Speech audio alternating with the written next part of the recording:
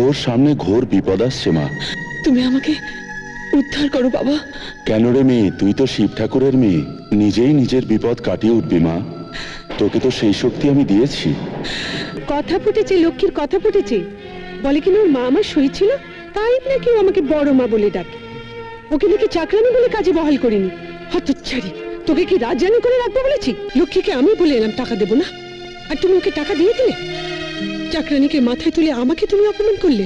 শুনছো সুবর্ণ, কাঞ্চন কি বলছে?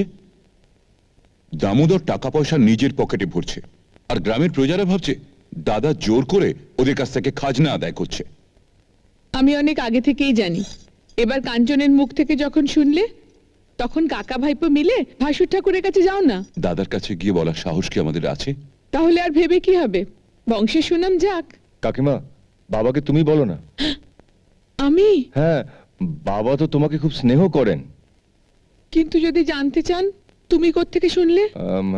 বলবে যে আমি বলেছি প্রজাদের মধ্যে এই নিয়ে বেশ কানাকানি হচ্ছে। ঠিক আছে, বলে দেখবো। আপনাকে যে বলেছে সে মিথ্যে কথা বলেছে হুজুর।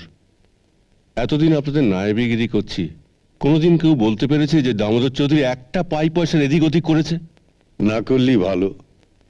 তোমাকে আমি বিশ্বাস করি, সেই বিশ্বাসের যথাযোগ্য মর্যাদা রাখতে পারলে আমি খুশি হব। তাহলে বেচারিকে দুষ্ট কেন? কাকে কান নিয়ে গেলে কাকের পেছনে কি ছুটতে হয়? যে আমাকে বলেছে সে আমার বিশ্বাসভাজন মহামায়া। তোমার নায়েবের চেয়েও বেশি বিশ্বাস ভাজন। ধরো যদি তাই হয়।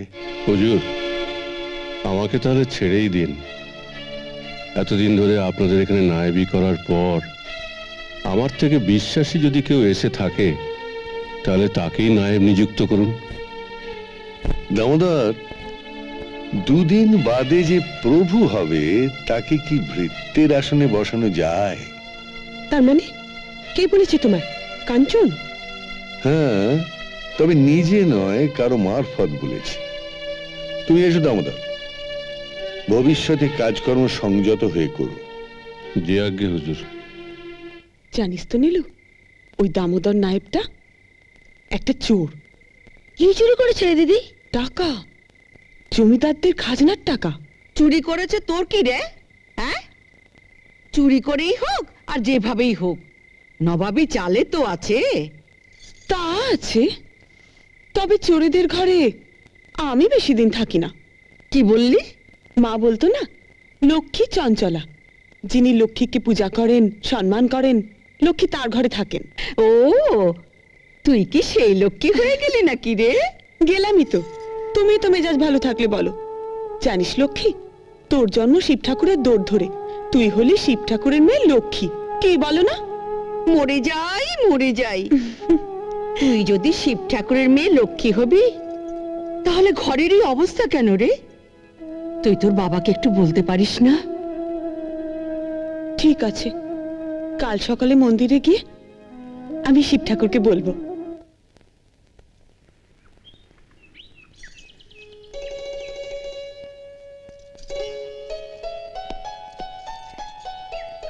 তোমার শিব ঠাকুর কি বললেন? বলবো কেন? আহা, বলোই না। দেখো, বাবা ভোলানাথকে নিয়ে ঠাট্টা তামাশা করবে না। আহা, ঠাট্টা তামাশা করবো কেন?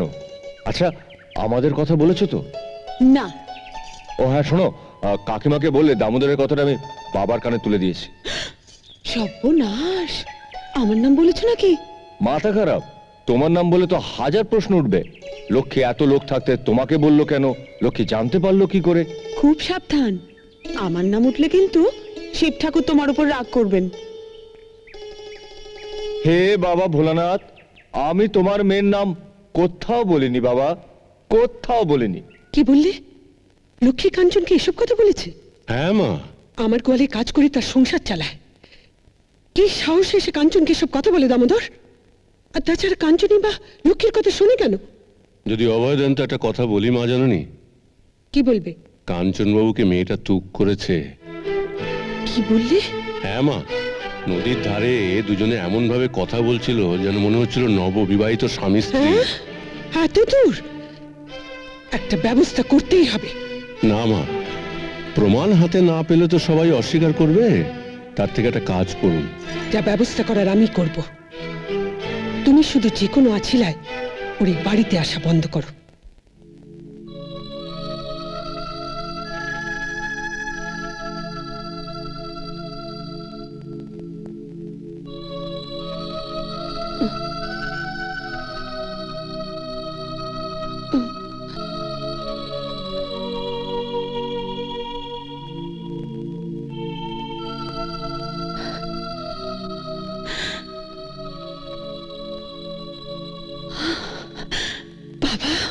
হ্যাঁ মা, তোর প্রার্থনা আমি শুনেছি। তোর কোনো চিন্তা নেই মা, আমি আছি। তোর সামনে ঘোর বিপদ আসছে মা। তুমি আমাকে উদ্ধার করো বাবা। কেন রে মেয়ে, তুই তো শিব ঠাকুরের মেয়ে, নিজেই নিজের বিপদ কাটিয়ে উঠবি মা। তোকে তো সেই শক্তি আমি দিয়েছি। আগে পরীক্ষা দে আমার উপযুক্ত মেয়ে হয়েছিস কিনা। বাবা, ওম নমঃ শিবায়। নে আয়। কি রে, কাজগুলো ভালো করে করেছিস তো? হ্যাঁ বড় মা। ন্যাকামো দেখলে গা জ্বলে যায়। বাড়ির মনির তেমনি বড়মা বলছিস কেন রে? সে কি বড় মা, আপনি তো মায়ের সই ছিলেন, চিরকাল তো বড় মা বলেই ডেকে এসেছি। তাছাড়া আপনি তো আমায় চাকরানি হিসেবে কাজ দেননি। সুবর্ণ, এদিকে আয় তো একবার। কি হয়েছে দিদি? কথা ফুটেছে, লক্ষ্মীর কথা ফুটেছে। বলে কিনা ওর মা আমার সই ছিল, তাই নাকি ও আমাকে বড় মা বলে ডাকে। ওকে নাকি চাকরানি বলে কাজে বহাল করিনি। হতচ্ছাড়ি, তোকে কি রাজরানি করে রাখবো বলেছি? আমি কি তাই বলেছি? নিজেকে এখনো দাসীবাদী বলে ভাবতে পারি না বড় মা। বলি মাস্টার ছুটেছে নাকি যে লেখাপড়া শেখাচ্ছে? মাস্টারটি কে রে? আপনি রেগে গেছেন বড় মা। আমার কি লেখাপড়া শেখার মতন টাকা পয়সা আছে? কথাটা যেন মনে থাকে। যা এবার যা। বড় মা, আজ আমাকে 2টো টাকা দেবেন বলেছিলেন। টাকা? এখনো মাস কাবারি হয়নি, টাকা কোত্থেকে দেবো? যা যা, টাকা ফাঁকা হবে না।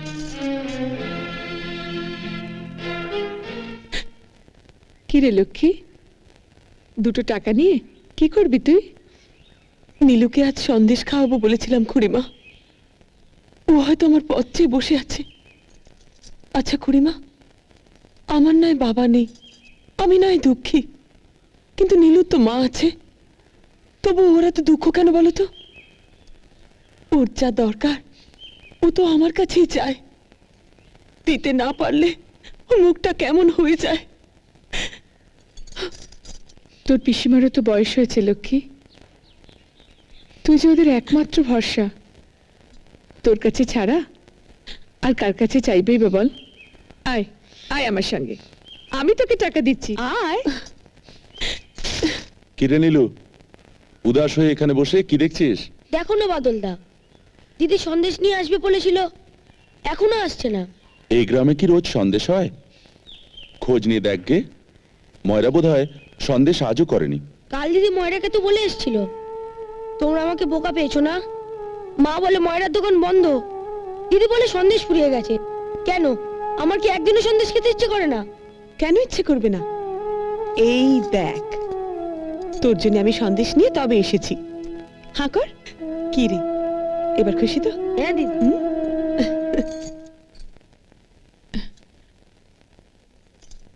তোমাকে একটা কথা বলবো। দ্বিধা কেন, নিশ্চয়ই বলবে। লক্ষ্মীরা গরিব, কিন্তু ভালো ঘরেরই তো মেয়ে। সকালের কথা এখনো ভাবছো? হ্যাঁ, আমরা যদি লক্ষ্মীকে দত্তক নিই। কি বলছো তুমি? এমনিতেই বৌঠানোর উপর খড়গহস্ত, তার উপর দত্তক নেবার কথা বললে ওকে তো গ্রাম ছাড়া করবে।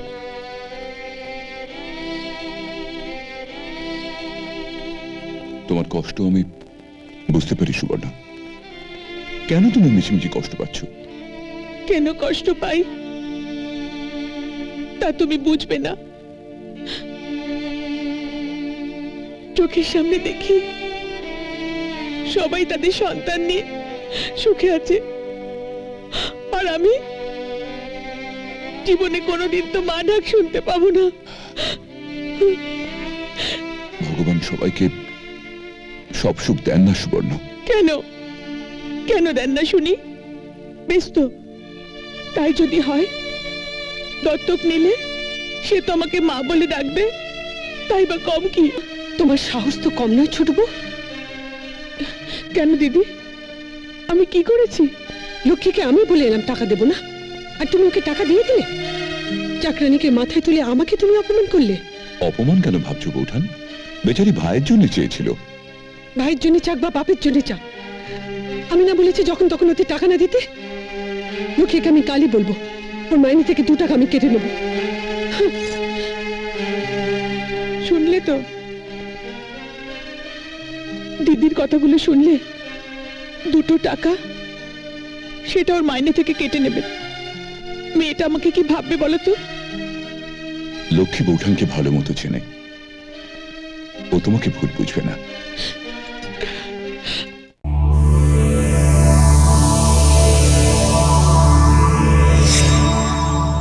এরকম আরো অনেক সিনেমা দেখতে হলে ডাউনলোড করুন ক্লিক অ্যাপ।